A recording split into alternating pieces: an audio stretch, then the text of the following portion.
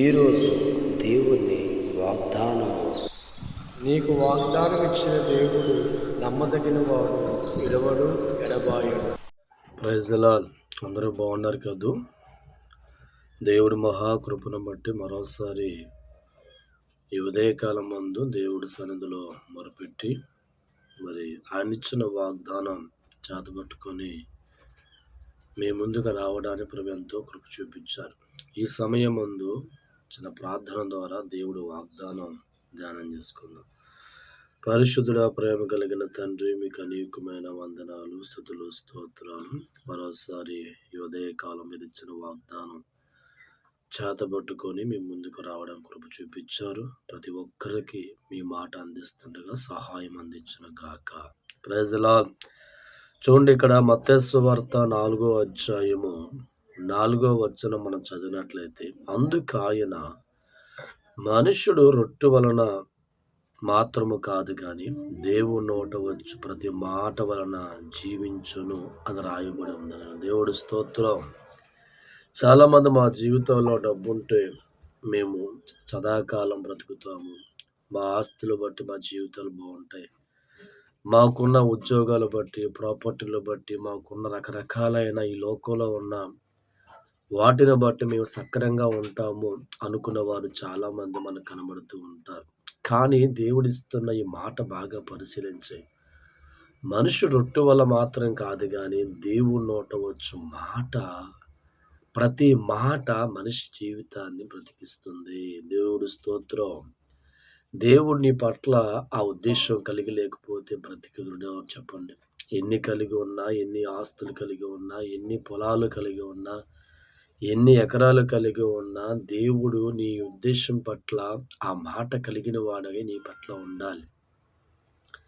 ఈరోజు నీకున్న పొలాన్ని బట్టి, నీకున్న ఆస్తులు బట్టి, నీకున్న విధానం బట్టి 100 ఏళ్ల పాటు బ్రతికేయచ్చులే అనుకున్న వారు చాలామంది కనబడుతూ ఉంటారు. కానీ దేవుడు నోట వచ్చు మాట మాత్రమే మనిషి జీవితాన్ని జీవింపజేస్తుంది. నా ప్రియమైన దైవజనమా, దేవుడి నోట నీ గురించి అనుకూలమైన మాట రావాలని కోరుకో. ఎందుకంటే దేవుడి నోట వచ్చే మాటే మనిషి జీవితాన్ని డిసైడ్ చేస్తుంది, మనిషి బ్రతుకుని డిసైడ్ చేస్తుంది, మనిషి యొక్క సమస్తమైన వ్యవస్థనే దేవుడి నోట వచ్చు మాటే జీవింపజేస్తుంది. ఎందుకంటే దేవుడి నోట వచ్చు ప్రతి మాట మనిషిని బ్రతికిస్తుంది. దేవుడి స్తోత్రం. ఈరోజు మనిషి లోకంలో బ్రతకాలంటే గాలి, నీరు, నింగి, భూమి, పంట, రకరకాలవన్నీ కూడా మనిషికి చాలా ప్రాముఖ్యమైనవి. అవి లేని యెడల మనిషి మనుగడే లేదు. అయితే ఇవన్నీ ఎలా కలిగినాయి? దేవుడి నోట వచ్చు మాట, అవి దేవుని బట్టి కలిగించబడ్డాయి. నా ప్రియమైన దైవజనమా, ఈ యొక్క సమయమందు దేవుడు నీతో మాట్లాడుతున్నాడు. ఒక్కసారి పరిశీలించే. దేవుడి నోట వచ్చిన ప్రతి మాట మనిషి జీవితాన్ని బ్రతికిస్తుంది అనడంలో ఏమాత్రం కూడా సందేహం లేదు. దేవుడి నోట వచ్చిన మాటే మన జీవితానికి బ్రతుకునిస్తుందని, దేవుడి నోట వచ్చే మాట మన కుటుంబాన్ని బ్రతికిస్తుందని, దేవుడి నోట వచ్చే మాట మన 100 ఏళ్ల పాటు జీవితానికి మూలమవుతుందని ఏ కుటుంబం అయితే గ్రహించే వ్యక్తులుగా మారుతారో వారు దేవుడు మాట అనే వాగ్దానమును పొందుకొని 100 ఏళ్ల పాటు వారు జీవించే వారిగా మనకు కనబడుతూ ఉంటాం. చూడండి, ఇక్కడ ఆనాడు లాజరు సమాధిలో చనిపోయిన వాడిగా 3 దినాలు సమాధి చేయబడి ఉంటారు. లాజరు చుట్టూ ఎంతోమంది ప్రజలు ఉన్నారు, అక్క చెల్లెలు ఉన్నారు, ఎంతోమంది ఆ గ్రామస్తులు ఉన్నారు. కానీ ఏది ఉన్నా, ఎవరు ఉన్నా అతను బ్రతికి బట్టకట్టలేదు. కానీ లాజరు సమాధి వద్దకు యేసుక్రీస్తు ప్రభువారు వచ్చి ఒక మాట పలికాడండి, లాజరు బయటికి రా. దేవుడి నోట వచ్చిన మాట శక్తివంతమైంది కనుక, బలమైంది కనుక, అభిషేకమైంది కనుక దేవుడి నోట వచ్చిన మాట మరి చనిపోయి 3 దినాలు సమాధి చేయబడిన లాజరుని బ్రతికించినట్లుగా లేఖనాలు తెలియపరుస్తున్నాయి. ఈరోజు నీ జీవితంలో కూడా కష్టాల బట్టి నీ కుటుంబం చతికిల పడిపోయిందా? ఇబ్బంది తర్వాత ఇబ్బంది వచ్చి నీ కుటుంబాన్ని ఉక్కిరి బిక్కిరి చేస్తూ ఉన్నాయా? నీ జీవితంలో అప్పుల మీద అప్పులే అయిపోతున్న పరిస్థితి కనబడుతుందా? నీ కుటుంబంలో కూడా ఎటు చూసినా దిక్కులు ముయ్యబడిన పరిస్థితుల్లో ఉన్నావా? అయితే దేవుడు వాగ్దానం చేస్తున్నాడు. ఆయన నోట మాట రాబోతుండగా జీవించే వ్యక్తిగా, మేలు పొందుకునే వ్యక్తిగా, విడిపించబడే వ్యక్తిగా, ఆశీర్వాదం పొందుకునే వ్యక్తిగా నువ్వు మారబోతున్నావనే సత్యాన్ని చెప్పడంలో ఏమాత్రం కూడా సందేహించటం లేదు నేను. ఎందుకంటే దేవుడు అన్నాడు, మనుష్యుడు రొట్టె వల్ల మాత్రం కాదు, దేవుడు నోట వచ్చు ప్రతి మాట వలన జీవింపచేయును. ఈరోజు నీకు అన్ని విషయాల్లో అవకతవకలుగా ఉన్నాయి. అన్ని విషయాల్లో నువ్వు ఓటమి చూస్తున్నావు. అన్ని విషయాల్లో అపజయం చూస్తున్నావు. అన్ని విషయాల్లో నీకు ఎదురీత వీస్తున్నావు. అన్ని విషయాల్లో ఓటమనే పదాన్ని అంటున్నావు. అయితే దేవుడు అంటున్నాడు, దేవుని మాట నీ జీవితంలో ఇవన్నిటిని కొట్టివేయబోతుంది.